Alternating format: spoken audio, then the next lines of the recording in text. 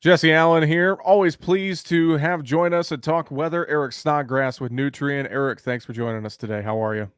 Doing all right. I'm kind of mad though. I coach third and fourth grade soccer, and we've only had two games. We've had three of them rained out now. So, to be honest, I know there's some folks that are desperate for rainfall, but I'm sick of it. Keep these thunderstorms away so I can get in a soccer game here.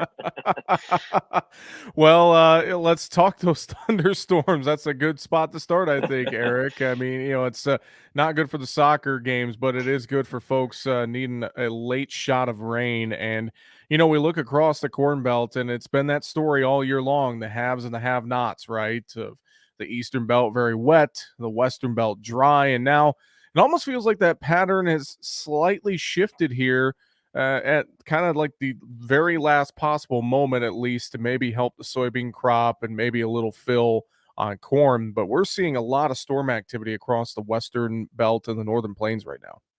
Yeah, the drier pockets are in Indiana and places east and where it's been wet as of late. And not just wet, but they've had a lot of nasty storms that have put down some very strong straight line winds. I'm thinking about like eastern Iowa, southern Wisconsin, and throughout Illinois the last few days here.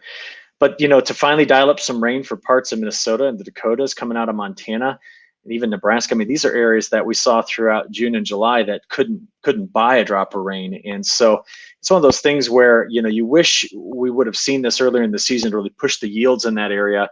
But when rain does come in at this time of year, it certainly does help. And you're right, it's going to help out on those beans too. But what I don't like is the fact that as we press through the beginning of this week, some of those storms are going to come through there. And like we've seen, they're going to line out. They're going to be producing some strong straight line winds. And if your crop is compromised already, due to the lack of all that, good growing conditions early in the season, you put some strong winds on it, we're going to worry about stand quality of some of this. So I don't like to say that, but we do see here that the Storm Prediction Center, along with our best guidance, suggests that there's an enhanced risk of those storms producing some strong straight line winds over the next few days in that critical area that's been dry.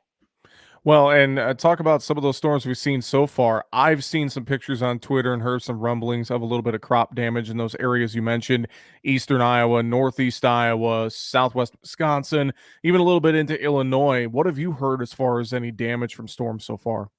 What I've heard is it's been pretty local. In other words, unlike a year ago where the derecho wiped out almost 9 million acres, this isn't that kind of scenario, at least not as of yet.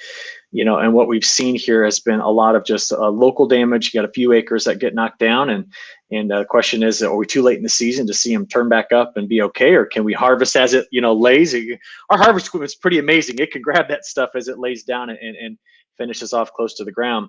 But added up this morning, we're at about over 500 reports of severe winds over the last about 7-8 days across the Midwest alone. And as a consequence of that, we're going to get some local damage out of some of these local damage reports and some yield loss from some of these storms. Well, obviously, we're watching these storms, watching some heavy rains in the forecast as well. And, at the end of the day, might be a little late to help the crops, but it is going to help some of those droughty areas. And that would be very, very welcome, wouldn't it, Eric? Yeah, it will. And I think what's maybe more important about that is just look at the long game on this. If we start to revive that moisture here at the end of this growing season, and then hopefully it'll be a little drier to get that crop out. We can talk about that in a minute. But what I think about is, what are we doing now and throughout fall, winter, and spring to recharge that soil with soil moisture, get the values back up there? Because if they don't start coming back up, then we just run the risk of perpetuating the longer term drought, especially in the Western Corn Belt, into another year. So that should be at the front of everybody's mind here, is what does the next 6 months look like in terms of building that soil moisture profile back up?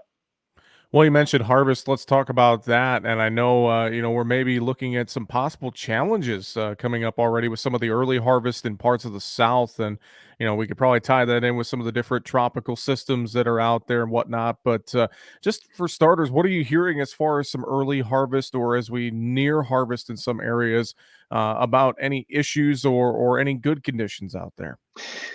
Yeah, so we can kind of split this up three ways. The first thing I'll mention, like you did, was what's going on in the tropics. So we are watching a system that's possibly coming out of the Caribbean late this week and early over the weekend.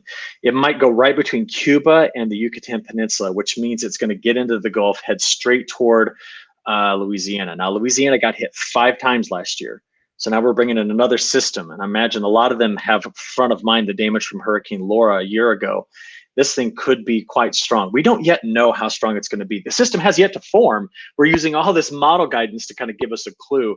The thing is, it turns right through the lower Mississippi River Valley, which means we're going to talk about Arkansas, Mississippi, then eventually parts of Tennessee, curling right through middle Tennessee, where we saw the just terrific flooding a week ago.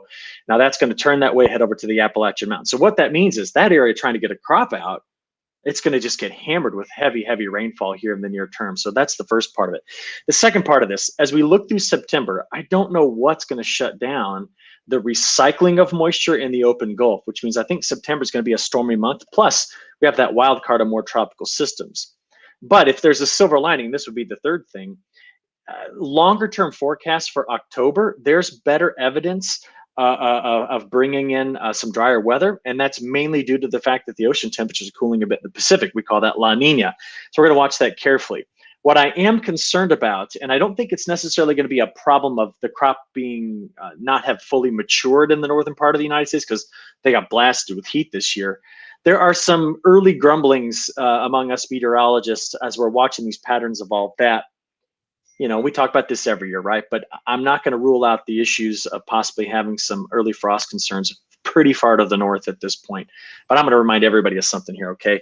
Predicting a frost more than about 7 days out is nearly impossible because here's the difference. I can tell you it's going to get cold, but if it gets to 34 versus 32, that's a world of difference, right? So we'll have to wait to see how that all shakes down in the near term here. You mentioned La Nina, and I know that's something that's been rumbling throughout with the weather community here with other meteorologists for a couple of months now. Talk about your thoughts on La Nina, if that is indeed setting up here around the globe, and maybe some of the impacts we could be looking at heading into the fall. Yeah, I jokingly told a group yesterday, I said La Ninas are kind of like repeat offenders. In other words, when they come in one winter, more often than not, we get a quick resurgence of them the next winter, but oftentimes the second offense is a little bit less. So last year's La Nina, in December and January, it did peak out with cooler temperatures in the Pacific that got down to about -2 Celsius. That's actually we call that a moderate strength La Nina. Best forecast guidance right now keeps it about a 0.5 degree to 3/4 of a degree below average. Now, what does that mean? That means that the weaker the La Nina, the less we could use it as an excellent indicator of what our fall and winter patterns are going to be. But if La Nina shows back up, it tends to mean drier conditions during harvest. I said drier, not dry, but drier conditions in harvest for the Midwest. And then we tend to get good winter precip, and we tend to get good winter cold temperatures, which those things are outstanding. We want to dial that up. That helps us get ready for the upcoming growing season. But at this point, I've got to see those trade winds kick back up and get going strong. More upwelling of cold water before we make the call on this La Nina being one of the more dominant climate drivers moving us through fall and winter. Eric, I want to touch on South America as we Sure. kind of piggyback off La Nina as well. We know we have a tight crop globally. We're looking at possibly a tight supply here in the U.S., and we know we had issues with the last crop in South America. They're going to be getting ready for planting here as we get into September, October, beyond. Talk about the weather situation in South America and what you're seeing shape up there. Yeah, and that weather situation is kind of married to what you've been talking a lot about lately, which is the fact that where the prices currently sit, those folks, the moment that planting date is opened at September 15th, they're going to be waiting in planters to get that crop going. Some early estimates would suggest that there might be an additional 4 million acres planted this year. That's a lot. That's about a quarter of an Illinois soybean crop additional. Now, the weather impacts of this, whenever you say La Nina to a South American grower, their ears perk up about the risk for drought. So just like last year.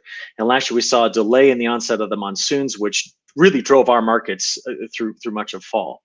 Now, is there a chance that that could be a repeat this year? There definitely is. But at this point, some of the best guidance would suggest the drier conditions stay south and the wetter conditions stay north. And remember, it's the north that's planted first. So at this point, I look at all of this and I know how quickly those folks are going to want to get in the ground down there.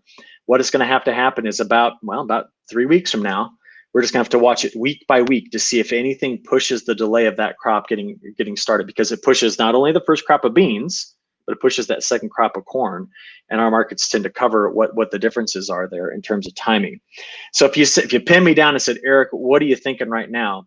I am not thinking that we're going to see a repeat of last year in terms of the delay.